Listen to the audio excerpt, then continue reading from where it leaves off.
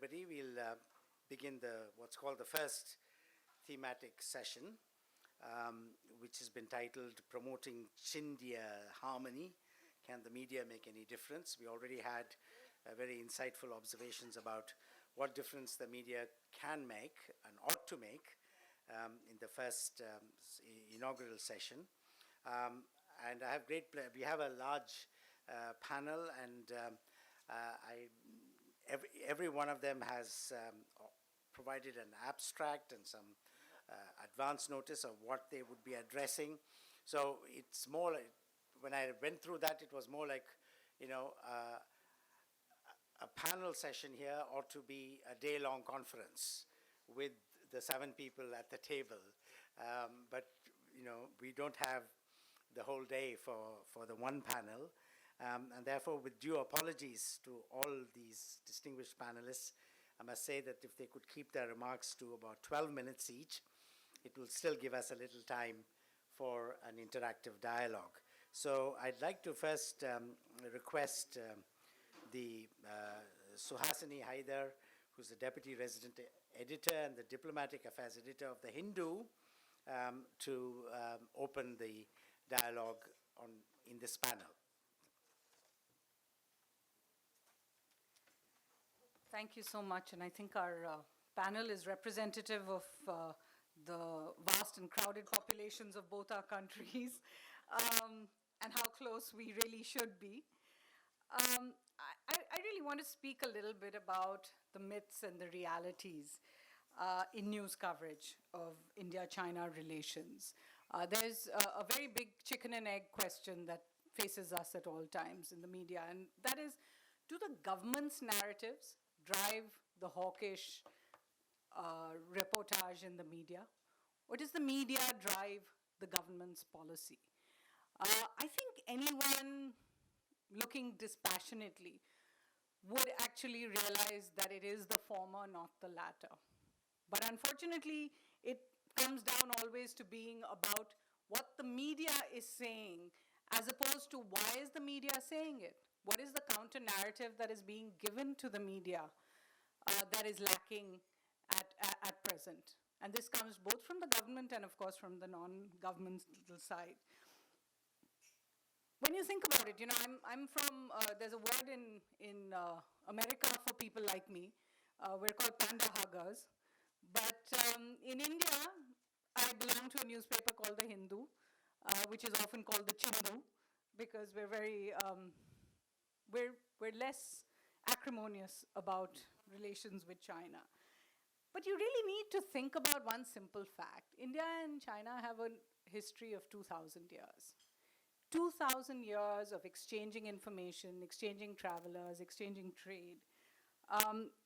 Even when it was first maybe referred to I think in the 1st century, and I'm sure I'm pronouncing his name wrong, but by Zhang Qian, who was the diplomat founder of the old Silk Road.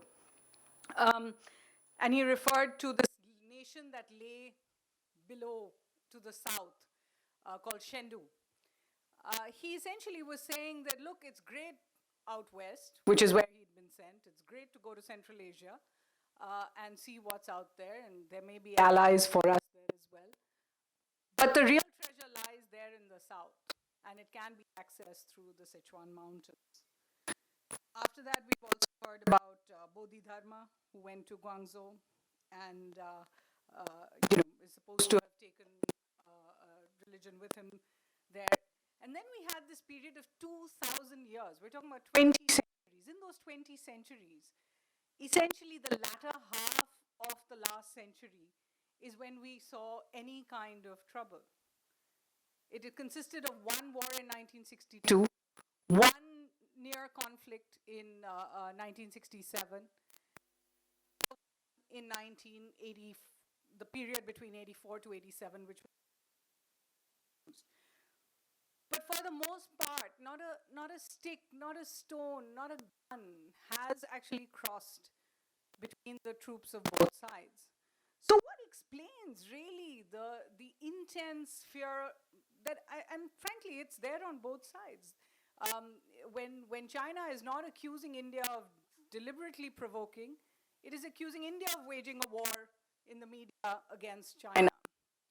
And India, of course, has all its insecurities every time there is something said by the Chinese. So what really explains the animosity? I've made a few just points, and I'm happy to deliberate on them in the question and answer later. The first are the governmental reasons. There's no question that India and China have differences on at least 3.5 fronts, as I always say. The one front is between India and China, the actual line of actual control, the entire boundary, the unresolved part. I mean, it's all unresolved in a sense. The second front is the one that India shares, has differences with China on when it comes to its neighbors. And I don't just mean China's relationship with Pakistan, but I do mean its other neighbors, where India feels that China is taking an unholy interest, if you like, in the welfare of our neighborhood. The third front is the one that we've seen in the last few years, where you see India aggressively speaking about trying to man or police maritime boundaries closer to China. These are the three fronts, and the half front, as I always say, is over Tibet, over not just the existence of the religious leader of the Dalai Lama in India, but of the Tibetan community in India. So that's your 3.5 front conflict, if you like. Obviously, the unresolved border dispute adds fuel to this constant situation. There is also China's relationship with Pakistan, which is historical. There is India's relationship with the US, which is relatively new. These are all factors that play into the government's narrative that is then carried by the media here. When both sides, especially when it comes to those last 2 points I said, China's relationship with Pakistan and India's relationship with the US, when both sides have kept a balance in their ties, i.e. China has kept a balance on what it is doing vis-a-vis Pakistan and what it intends to do with India. And India has kept a balance with the US and with China in the areas where they conflict with each other. Obviously, bilateral relations are nobody's business. But I'm speaking about areas where they conflict with the other, where we've been unmindful of each other's feelings or insensitive to each other's concerns. In those periods where we've kept the balance, there has been greater progress in our bilateral resolutions. And I'm talking about, India in the 1990s, China much more in the 2000s. There was much more scope for movement than we've seen in the last decade, frankly. So what this leads to is essentially an area waiting to be mined by a media that is essentially not looking for the positive stories. I mean, we don't look for positive stories on any relationship, so we don't. You add to that a lack of contact between the medias on both sides. We have a combined population, as I said, of 2.7 billion people. Our mutual tourism is at about 1 million. That's how little we know of each other. There's an over-exaggeration of our own importance in the eyes of the other. And by that I mean, each time China does something with Pakistan, in India we believe it is aimed at us. Each time India allows the Dalai Lama to travel, meet somebody, it is seen as aimed at China. This is a wrong perception. This has to be done away with. There's a lack of access to important conflict points, which is something that we should, each of us as media, argue with our own governments. But I do want to stress what happens when that access goes wrong. In 2014, President Xi Jinping was visiting India. The first day of his visit went off very well. The second day of his visit did not go off very well. What happened in between was what is blamed on the media, the sensationalization of a situation at the line of actual control that led to the idea that there had been some sort of conflict. Obviously, in the India-China situation, there's nothing that actually, exchanges. You're not throwing stones at each other, you're not hitting each other, you're not shooting at each other. But there were pictures of Chinese troops clearly aggressing the other side. Nobody has to date found out, and I'm shocked by this on a daily basis, being part of the media myself. Nobody to date has really found out where that video came from. Nobody knows what the date of that video was. We knew that there was a problem at that particular part of the line of actual control for 2 months, but we never actually had a date on when that video was taken. And we don't know who took the video or who gave it to a television channel who then disseminated it further. And yet, we blame much of our problems between the two countries. Some experts in India, maybe we can see some of the pictures of how media interaction is.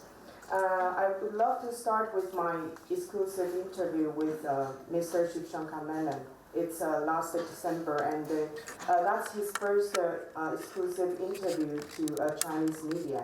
And at that time, we talk about India-China relation. Mr. Shivshankar Menon said, India-China relation is under stress. So we discuss a lot of issues now, even until now. On media, we are still discussing. It's about the boundary issues, about India's NSG membership, and about UN 1267 committee sanction list. And also, last year, we see the anti-China product campaigns in Indian society. But actually, when I was doing the interview, I was expecting he would say something from the government's view or from a diplomat's view. But the first thing and the one thing he emphasized is that when small incidents happens, they blow up in media and public opinions immediately.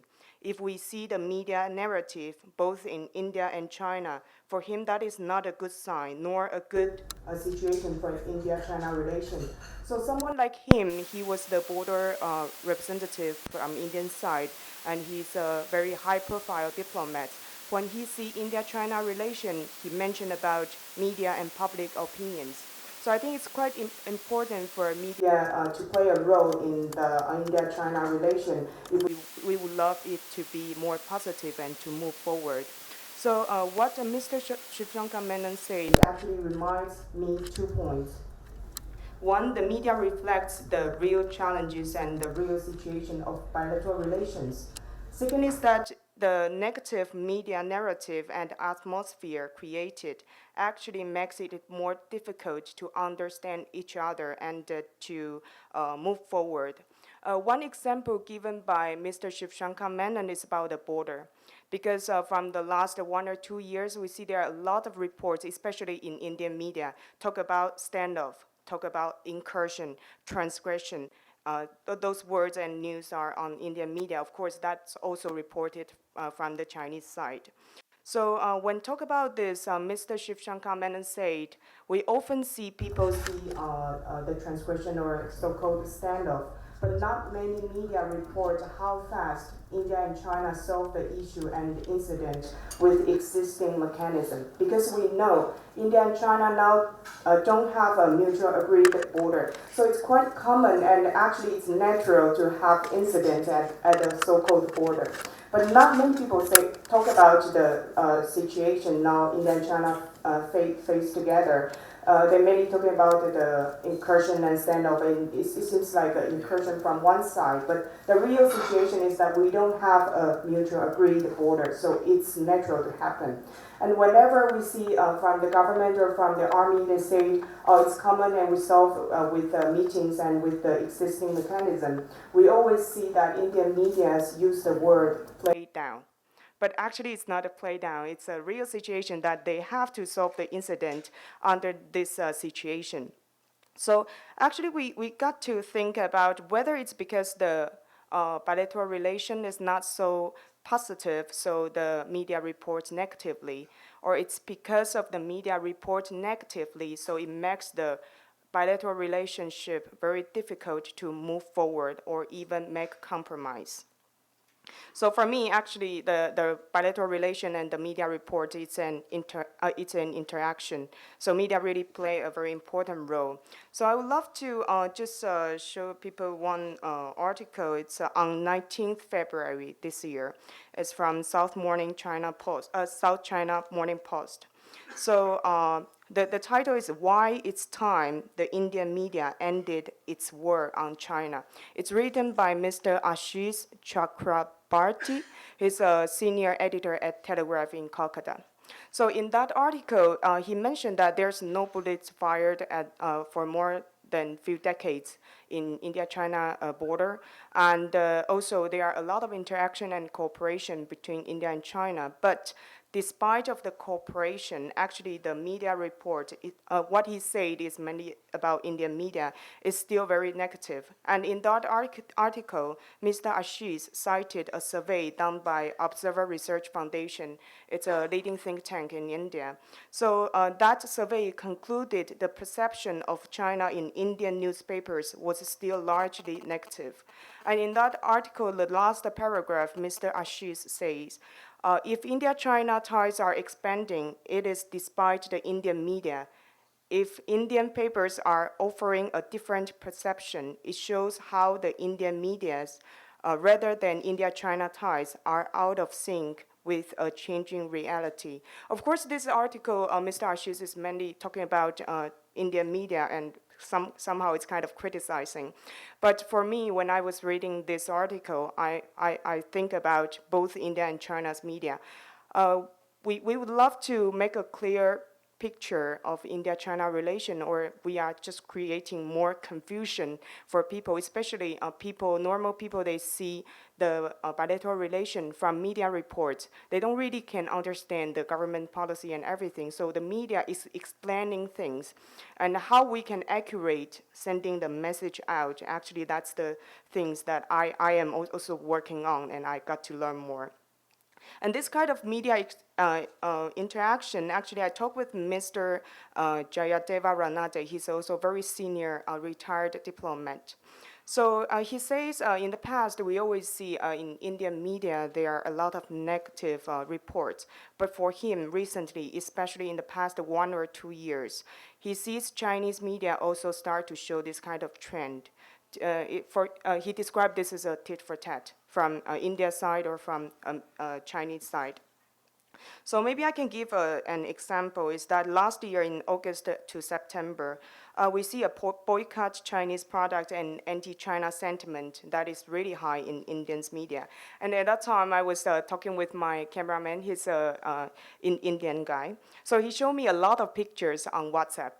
And that sometimes they use the Chinese flag, or sometimes they even use the Chinese leader's picture. And that is really sharp, like they use the words bully, or they use that China is trying to offend India, or trying to block India, all that kind of words. It's very negative. And at that time, my cameraman just laughed about this, and he thinks it's quite interesting, and he thinks it's quite exciting to do that.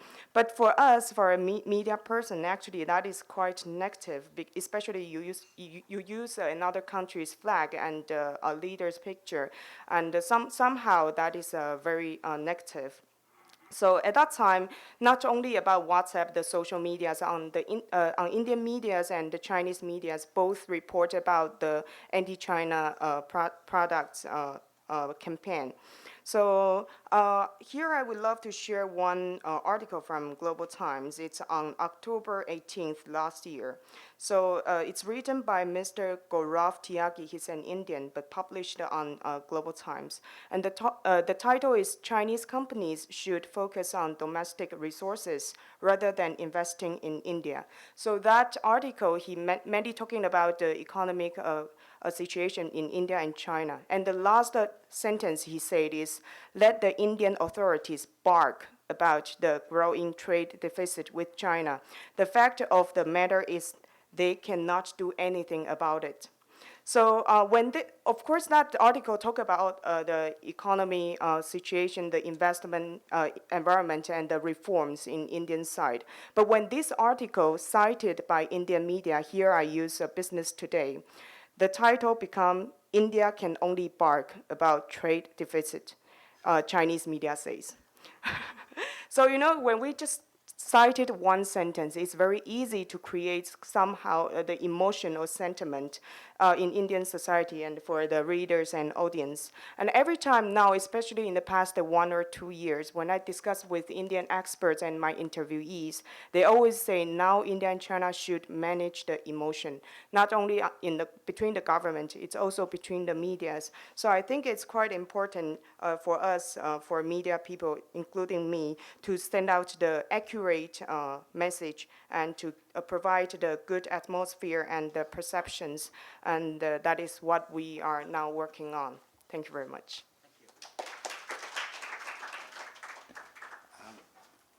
Thank you for that. I have great pleasure in inviting Dr. James Gomez, who has the advantage of a vantage from which he can comment on our subject in this panel, which is that he's based in Bangkok as the Executive Director of the Asia Center.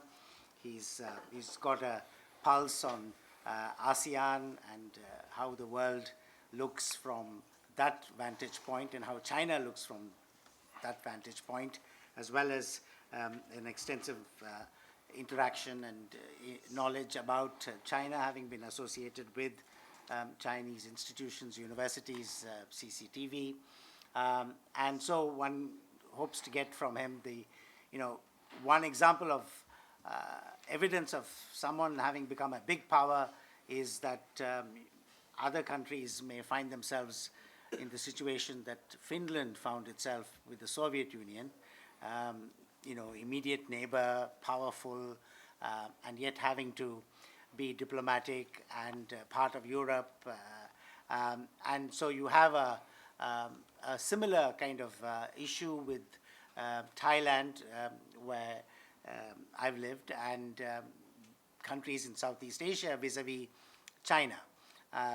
So it's a long history of trying to, even during the Cold War, for Southeast Asian countries to maintain very cordial and good relations with China. It's always been important. So we'd like to hear the perspectives of Mr. Gomez on this. Thank you. Thank you very much. I'm second generation Indian diaspora from Singapore. So I grew up a lifetime with Chinese immigrants. I see essentially Singapore as a Chinese society, 75% and more Chinese. The Indian diaspora is less than 5%. So I've spent a lifetime among the Chinese immigrants. I also lived in China for a year. I want to suggest that when we talk about India-China relation, to also maybe bring into the equation the relationship of these two powers with Southeast Asia. I think we talked about the US, Pakistan, and so on. I think this morning, and also a few speakers ahead, I think we don't talk about Southeast Asia. And I think some perspective on ASEAN-China or Southeast Asian-Chinese relationship might be useful in terms of also casting some light on India-China relationship. I think the thing to look for when you look at Southeast Asia or ASEAN as a bloc, it spent almost 50 years. This year is the 50th anniversary of ASEAN. I think we are seeing cracks there. So I think China's relationship with ASEAN, Southeast Asia, perhaps can contribute to a disorder or maybe even some cracks within the region. And I think there are a few things to kind of look at the change in the last 50 to 25 years. First is the nature of the diaspora.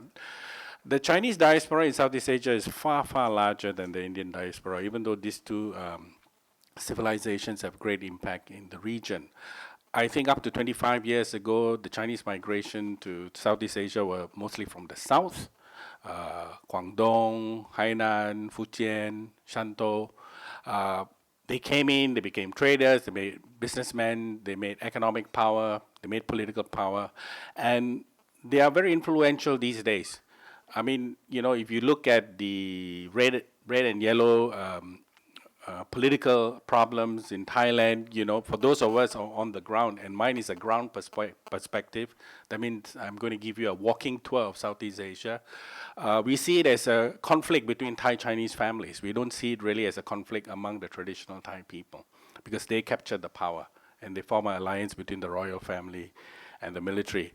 Singapore is unique in the sense that it's the only country in Southeast Asia totally dominated by immigration Chinese community. The immigrant Chinese community in Malaysia has a problem because the majority community wants to keep the political power of the Chinese community in check. So these are some of the tension points. And in those days in Southeast Asia, the Falun Gong were free to operate. You had the Dalai Lama's representative visiting. You have Taiwanese NGOs participating in meetings. These things in the last 5 to 10 years are not easy in Southeast Asia because Chinese influence is so strong. The Falun Gong cannot gather in Singapore. They get taken away and arrested. The Falun Gong, until today, still protest outside the Chinese embassy in Ratchada in Bangkok. The police just come and shoo them away. And they put a sign, no exercise, in front of the Chinese embassy.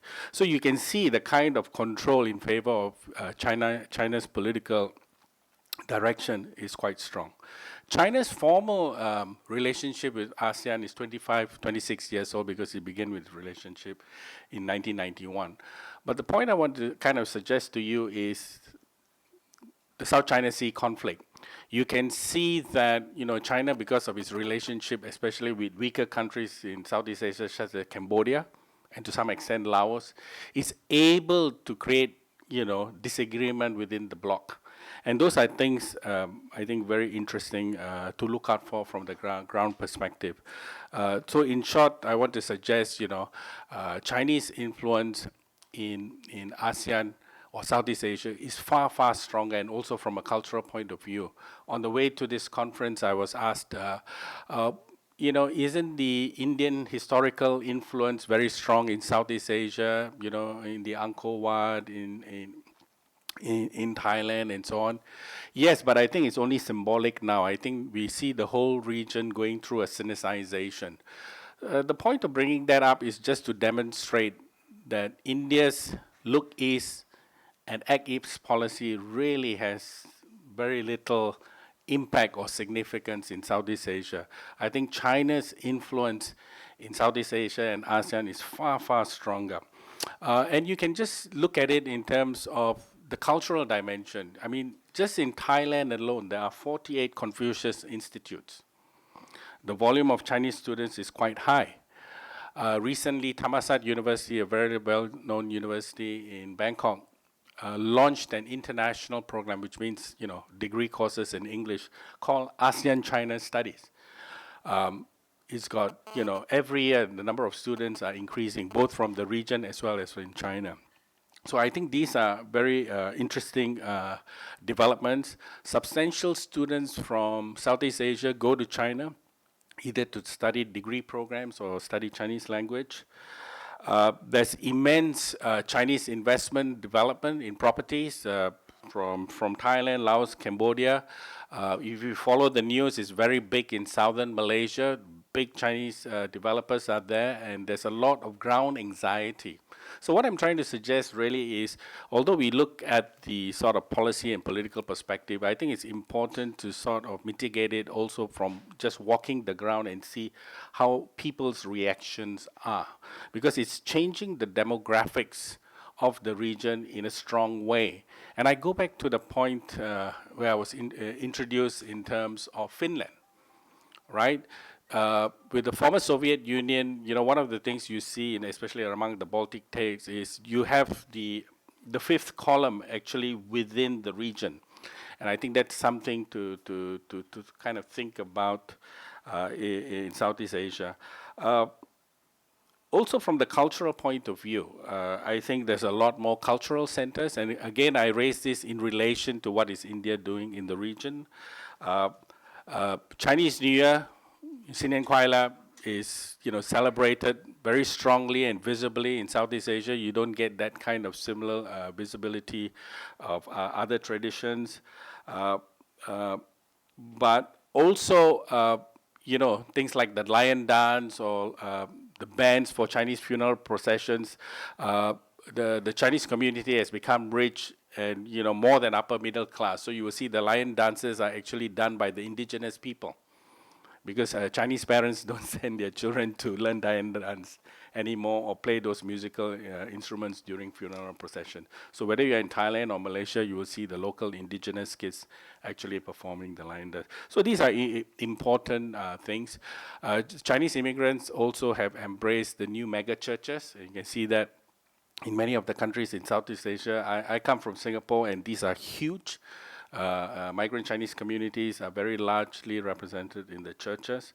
So I think together, all of this kind of suggests that China's presence and influence in Southeast Asia has been growing in the last 50 years that ASEAN has been together.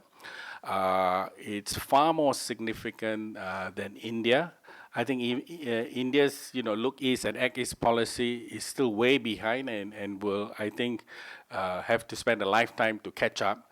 So I think if we are talking about India-China relationship, and also when you bring the discussion of other regions together, I think it's good to kind of just look to Southeast Asia and see how the relationship pans out. Because some of the things that will happen with over 480 million people, the South China Sea, the borders, would be, I think, significant when you look at the overall picture of India-China relations. So I'll stop here. Thank you very much.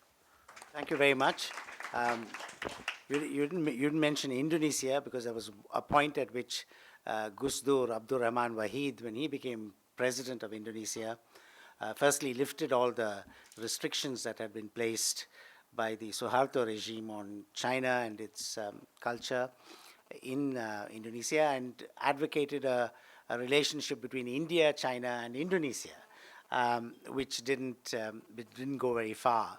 But nonetheless, the governor of Jakarta is an Indonesian of Chinese origin, and how much support he'd get in the final runoff is an indication of the great distance that the Chinese community in Indonesia has traveled, and the goodwill that it has as a country with China. So this perspective is very important. I'd now like to invite Mr. Yuan Jirong, the chief journalist from the People's Daily. The Jindal Global University has a relationship with the People's Daily. Some of us were invited by the People's Daily to visit them.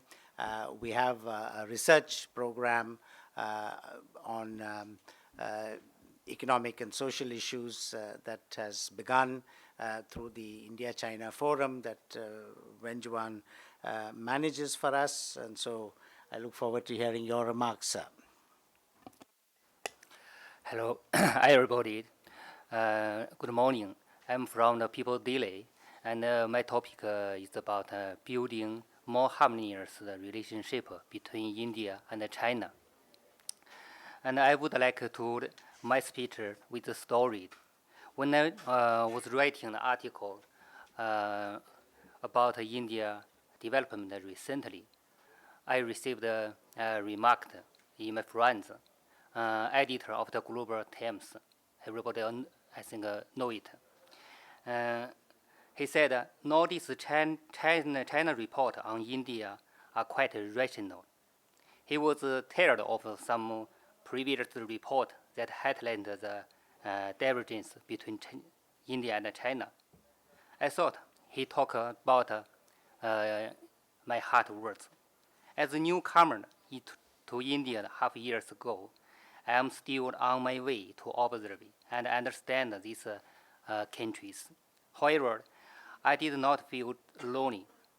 There are 15 full-time Chinese journalists based on India, whereas other dozens of the Chinese journalists temporarily stay here year and by year, making coverage on various topics on India, which facilitated my report to great extent. I mean, when I wrote an article on India women's rights, I found so many relevant Chinese articles both in newspaper and on the internet in China.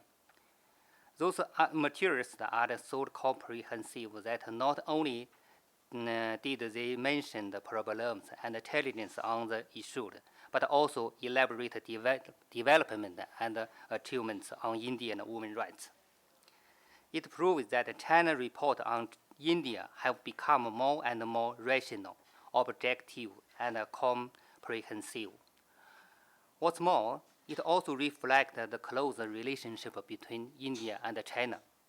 India and China are two great Asian civilizations as well as two the largest developing countries and emerging market economy, enjoying time-honored exchange. Friendship between our two countries could attract back the Asian times and has been inherited from generation to generation. Thanks to the boom of the information age and news coverage, media has become the crucial bridge that strengthens mutual understanding of both peoples. Indian readers wanted to know more about the China development achievements. At the same time, India IT and by pharmaceutical industry and atomic energy are hot topics that easily capture Chinese readers' attention.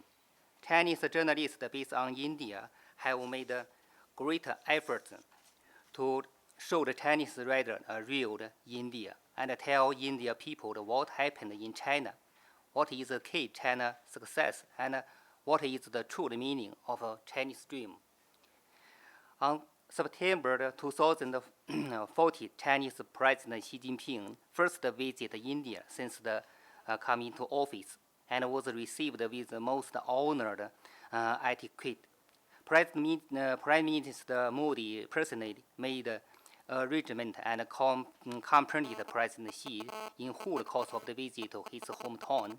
President Xi delivered a speech to media, pointing out that was two countries, Asian civilization, two largest developing countries and emerging markets. China and India are two important forces in the process of the world multi-polarization and bilateralization, both the strategic significance and global influence.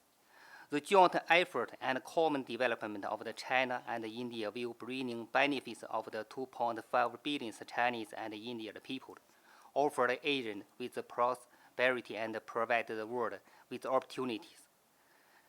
Nevertheless, China and India are two countries with different culture and national conditions. Stereotyping and misunderstanding sometimes inevitable, which are partial due to the news report with little bit in fact, and bringing negative influence on the Sino in Indian relations. As China and India economy ties deepen rapidly, media from both sides are supported to show more responsibility and played a positive role in news coverage. I would like to share some of my view upon as follows. First, media from the two countries should adhere to the principle of seeking common ground while sharing difference and better bolster understanding and friendship between Chinese and Indians, promote development of the bilateral relations, and safeguard regional peace and development. It is suggested that China and India media keep in touch with each other more often, conduct news cooperation on certain kinds of the topics, and visit each other to learn experience. And secondly, it is recommended that the Chinese and Indian media organizations strengthen regular dialogue and communications, foster sensible and objective perception of each other. In particular, media from the two countries are supported to enhance the coordination and cooperation when emergency and important events occurred. As neighbors of the Asian family, India is close link with China, and only cooperation and development can be mutually beneficial. It is high time we media people from China and India should unite together. Let us make more objective reports and make our own contribution in order to build more harmony near the relationship between India and China. Thank you very much. I now have the pleasure of inviting Shastri Ramachandran, who many of you know in this audience, who's been associated with all of the major newspapers in this country. I have a personal debt of gratitude to acknowledge to Shastri, because whenever I visited China on behalf of the United Nations Development Program, there was only one sorts of things that you get to see. And because Shastri was working there in China at that time, he and Anant Krishnan, to whose marriage a reference was made in the first session, have a very insightful pulse on what actually happens in the Chinese media, and so to get that perspective, would be very interesting for the purposes of our dialogue today. Over to you, Shastri.